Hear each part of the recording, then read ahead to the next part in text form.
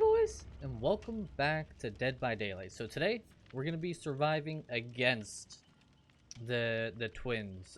Also, what is the? Oh well, I want to see the new survivor.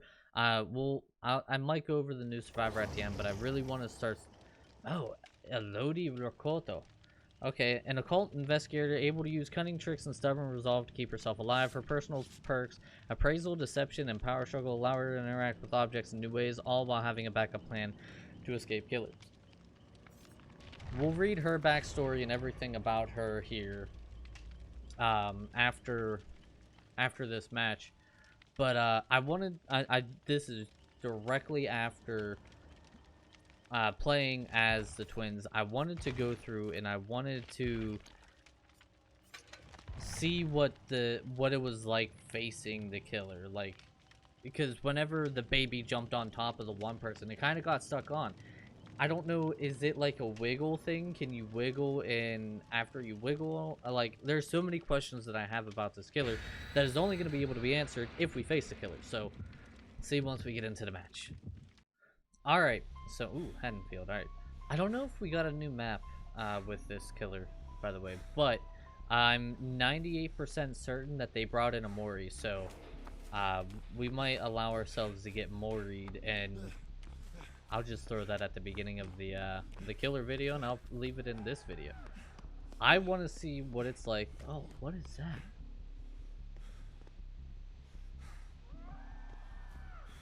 What is this black fog mist up? Oh, that's weird. Is it because Victor's out? And so it helps conceal Victor? That's really interesting. If it is more, I'm gonna definitely allow myself to get hooked and downed again, and hopefully at least by the end of the match, after I get to, you know, experience what it's like running from the killer and having Victor on my back and everything, I want to see if they have a Mori, and I want to see this Mori, because everybody always wants to see what the Mori for the new killer is like. And so, I mean, it's the PTB. It doesn't matter if you pip, de-pip, you know, if you get 1,000,000 blood points or if you get 2 blood points. It doesn't really matter. All of this is going to be wiped anyway. So does Victor have his own heartbeat? I missed that. Come on, it's been a while since I played Survivor, admittedly. It's been a while since I played Dead by Daylight, admittedly. But honestly, like, this killer, I'll probably, coming here in the next couple days, I'll probably do a YouTube stream where we play it. Or if not, link in description. I'll be playing on Twitch. I'll probably actually be playing... Wow, that was loud considering how far he was. But I'll probably be playing as the new killer, trying to work on a new build for her and stuff like that. So look for that in the coming weeks, in coming days, honestly. This is my, like, recording day. Oh my god, Jesus. Okay, so you can hold M1 and crush. Interesting. Oh my god, that... Oh, wow. Okay. All right. Very well done. Damn, that little thing is terrifying. Oh my god. All right, yeah, hook me, big mama. Do it, big mama and little daddy. Thank you. I love being hooked. I love being a hooker. All right.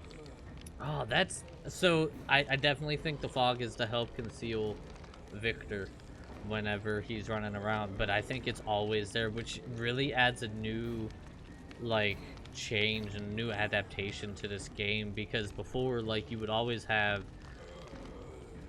like, that fog in the background, making it so you couldn't see as far, but this makes it so you can't see on the ground either, which is really interesting. I really like that. I didn't notice that when I was playing as her.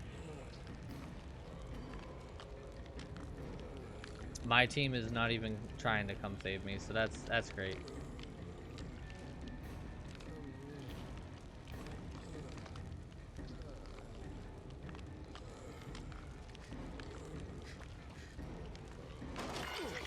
There we go.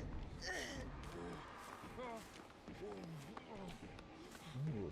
I saw her aura pop up, which is interesting. Like I said, I kind of want to get down by her again. I kind of want to get Mori'd. We kind of... I want to try to crush her.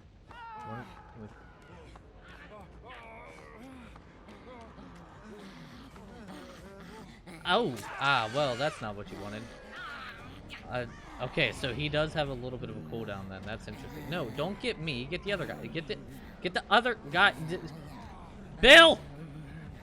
Alright, you're gonna destroy that instead of breaking it. Mori me, daddy! Mommy! Mori! Mori me! Mori! Do it! No! Mori!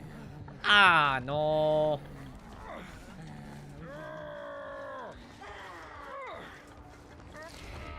Oh, God. You are disgusted. Disgusted! I wonder if it's not an Ebony Mori. I wonder if I actually have to try to do decent, but oh my God, is it like... Alright, so crushing the little thing is a little bit interesting. I gotta play that smart for sure.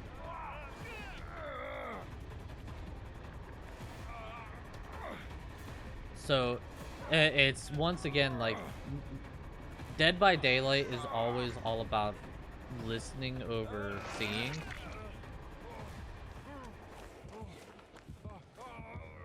And she's definitely one. Her and Victor are definitely going to be ones where that's going to be vital, because you have to listen to Victor. It had a little tooltip pop up, like listen to Victor. He'll make different sounds for like when he's about to pounce and stuff like that. So that will be really interesting to see as well. Well, not see, but I guess hear. Man, I was hoping to find a generator, get adrenaline. Okay, they got Bill off. Because then I was just gonna hide, let everybody else escape, and then let her down me and Mori me.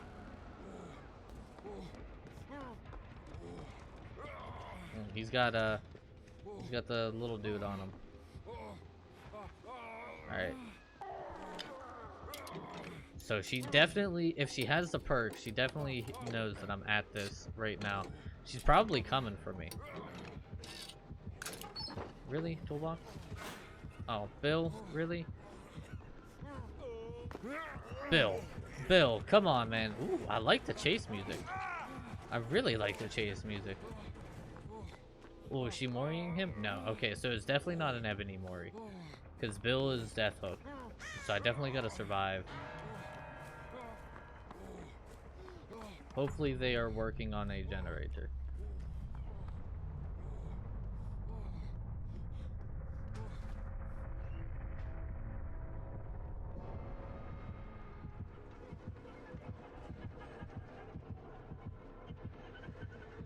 I love the music. The music is creepy.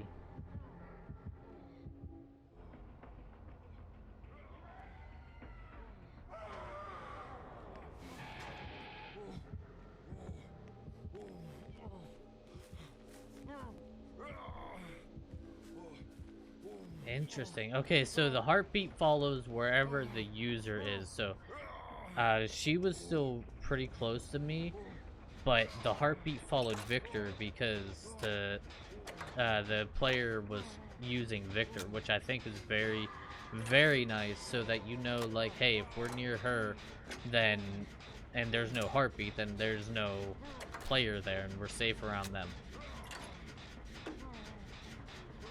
I would love this. I'm gonna love seeing some strategies that people use, because like I have a feeling some people are gonna use Victor as like a spotter, put Victor in a certain area and nice and hidden so that you can always have heartbeat nearby, and then like other people will probably use him as like just a pure attack, like, oh, we're only gonna attack using Victor.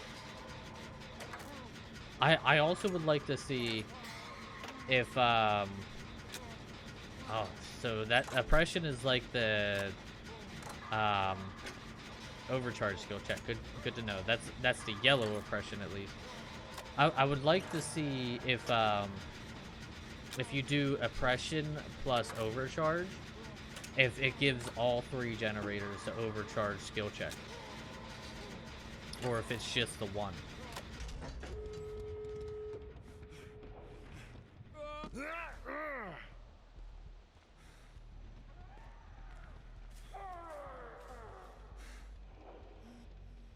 Okay, so there's a...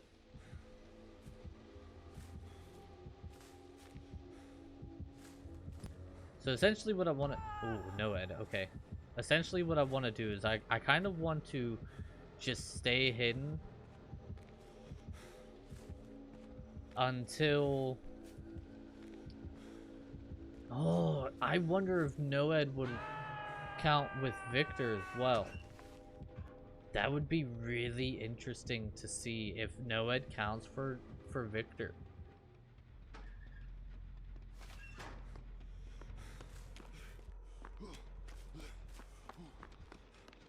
I'd be interested in trying that. Oh, that's not what you want. Take the hit, take the hit, take the hit. Okay. Woo! Ah, balls. There I go.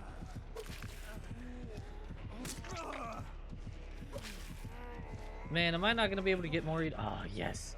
Chase him, kill him. Murder him dead. Alright, there goes no Ed.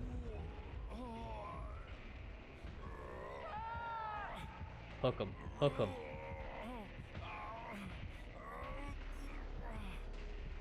My god, the other person is so far away.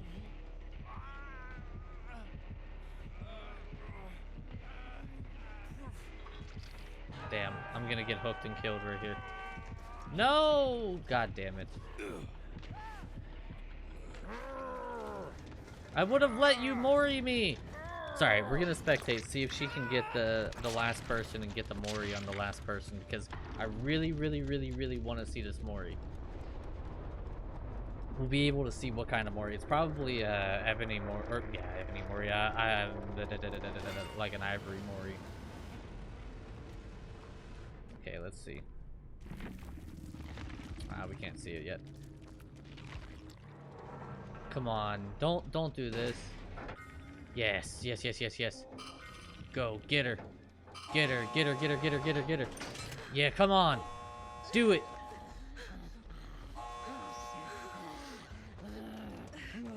Ooh, you can stun Victor. Interesting, very interesting.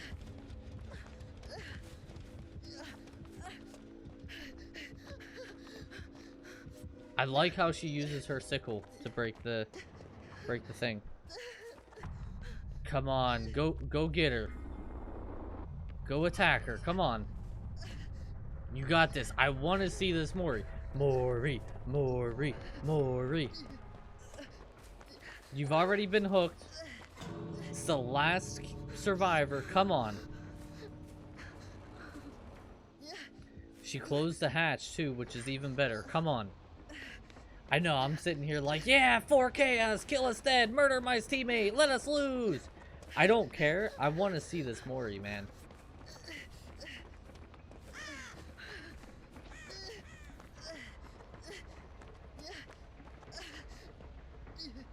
Oh, come on. No!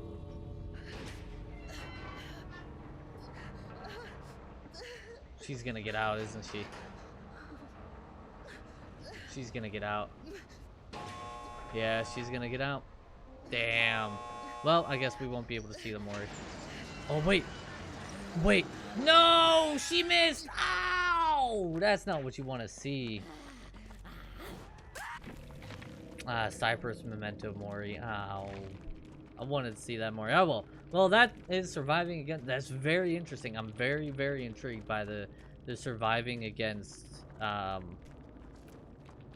the new killer. I really enjoy the new killer. I can't wait to see the kind of builds and the kind of play styles that it brings up out. So thank you guys so much for watching. Make sure you hit that like button. Remember, I will probably be streaming me playing as the killer, learning new builds, getting new stuff going throughout the next couple weeks. Link is in the description below for Twitch, where I will be live doing it. So thank you guys so much for watching. I'll see all of you guys Okay, so I completely forgot at the end of the Survivor thing. I've been playing for about an hour and a half, 2 hours now. I've yet to get Mori'd. I've been trying to play as a Survivor in hopes that, somebody's gonna have a Mori, but I completely forgot that I actually forgot to go over the new Survivor. So first and foremost, we're just gonna go to the perks. Um, you have a careful eye that notices what many overlook. Start trial with 3 tokens. When a chest has already been opened, consume a token to search it for an item. Ooh. So appraisal plus plunderer's instinct would be really good. Your adventurous lifestyle requires moments of crafty misdirection. Interacting with the locker while sprinting will trigger a loud noise notification at your location and cause you to leave no scratch marks for 3 seconds. You no longer enter lockers while sprinting and while this perk is active. Interesting. It can only be triggered once every 60 seconds. Interesting. Power struggle. You've never given up and you're not about to start now. When being carried by the killer, reaching the 35% wiggle progress activates power struggle. While power struggle is active, you can drop a nearby standing pallet to stun the killer. Interesting. Power struggle is deactivated when triggers successfully. Interesting. So that would be very, very terrifying. So killers are going to have to start finding new paths because of the power struggle to find their way through the pallets, or to a hook, because sometimes you walk through a pallet even if you're carrying a survivor. So that's going to be interesting. Born into a lush Persian household, Elodie Rakoto? Elodie Rakoto? Elodie? I don't know how to say that. I apologize. I think it's Elodie Rakoto. Grew up in a comfortable home miles away from the verdant island of Madagascar, her parents' birthplace. Her backpack was always heavy and usually contained no schoolwork. She carried the essentials: a few history books, some printed maps, and a compact shovel. Instead of wasting away with regurgitated facts from her classes, she explored the city, discovered the stories behind each statue, neighborhood, and street sign. She collected bits and pieces of Paris, making it her own. When she was 14, her parents took her to a dire island for a business trip. To her grand disappointment, the island was a private site for exclusive members of the Imperiati. She was forced to attend pretentious and awkward social mixers daily. After a few weeks on the island, she met the pariahs, like-minded teenagers who had no interest in being pawns for their parents' political chessboard. On dull, rainy nights, she would have convinced them to sneak out and explore the island unsupervised. One foggy night, they stumbled upon an abandoned internment camp. Felix, one of the pariahs, didn't want to go in, but Elodie insisted. Inside, they found a strange underground laboratory in ruins. The pariahs grew excited, browsing through the strange apparatuses for trophies and mementos, but Elodie noticed something in the far left corner of the wall. Odd scratches in the shape of a circle. She ran her fingernails against the cool concrete. The marks were deep and narrow. A warm whisper suddenly sent her mind adrift. They're tying in Felix. Oh my god. This is what I was talking about when Felix came out. Like, they're starting to make a full-blown backstory of, like, who the entity is and, like, what it's doing and why it's seen all over history. Oh my god, I'm totally into this now. Deep rumbling thunder, black glistening waves, an ashen sanded beach. Incomplete. She was compelled to touch the ice-cold sand and draw a circle with a line in the middle. Sorry, I just felt like that needed the extra pizzazz. A sharp thunderclap and the lightning whipped the sky. The ground shook his sleek obsidian claws tore through the concrete floor, ripping the earth open. The building began to collapse, and Elodie spotted her mother wielding a bizarre instrument while her father told her to run. Then, complete darkness. Elodie never saw her parents again. For years, this nightmare woke her in the middle of the night, cold, sweating, shaking like a leaf. As a child, she suffered from night terrors and often resisted going to bed. To soothe her mind, her grandma would light a tea candle and tell her stories until the wick extinguished in a hot pool of liquefied wax. The perfume of the warm vanilla-scented wax would lull Elodie to sleep as she envisioned stories of legendary heroes defeating fear and foes. Elodie had forgotten the stories, but she still remembered her longing for the verdant, Malagasy rainforest and colossal mountains that her grandmother described. When Elodie felt cold and numb with grief, she would light a vanilla-scented candle and summon her childhood memories of this distant, idyllic place, raising her spirits to rise above her crippling depression. Interesting. A character with crippling depression. I really like that. I really, really like that. They're now adding in people who actually have feelings. I like that. 14 years later, Elodie still searched for the missing piece of the puzzle. No rational explanation could explain her parents' disappearance, so she had been looking elsewhere. She researched any and all legends that mentioned a dark force that snatched people at night without a trace. From there, she translated old tales and built a tapestry of narratives from around the world that corroborated the uncanny way her parents had vanished on Dyer's Island. She also gathered artifacts made by ancient civilizations who sought to destroy or resurrect the incomprehensible and indescribable thing that took her parents. There were various names for it, differing from one language to the next: the abyss, the infinite, the whole, the entity. We know it's the entity. Her findings pushed her further into the dark field of occultism. The priors were long gone. She'd alienated them with her theories, but she refused to give up on her parents. Elodie had to set out into the cold, misty evening. She turned the corner, leaving Paris 13th arrondissement, an eccentric neighborhood with a substantial library dating from the Middle Ages. She had pressing work to do for Hazra Shah, the collector and occult specialist who archived rare artifacts. He'd recruited her after she'd salvaged a rare stolen Maori statue of spider fangs like the claws she'd seen on Dyer Island. For the next 5 years, Elodie had been procuring occult relics for the collector. In exchange, he provided large sums of money, equipment, and precise information about obscure manuscripts. Just as the collector requested, she had secured the annals of a witch trial convicting a mother birthing conjoined twins in the 17th century. According to legend, an occult incantation was engraved on a set of skulls, all of which the collector possessed except one, the witch's skull. There were no traces of where the skull was now, but Elodie had found a newspaper article dating back to the same year mentioning that most remains had been relocated to the catacombs to avoid a pandemic. Elodie was acting on a hunch. Breaking into the catacombs to receive a lost skull involved certain risks, but no more than the previous work she'd done for the collector. With a flashlight, she followed the ancient layout of the catacombs and spotted a collapsed wall, a few large stones blocking the way. She grabbed her portable XRF analyzer and scanned the materials of the wall. Working for the collector had its perks. The brick mortar had been poorly mixed, showing high traces of sand. The whole thing was brittle, and the ground was moist from the damp evening air. This was her way in. The journey beneath was long and treacherous. The air was heavy and moldy. She gasped when her keychain flashlight hit an endless wall of bleached white skulls. Something cracked behind her. She spun around and collided headfirst with a baseball bat. Pain exploded in her skull and darkness filled her view.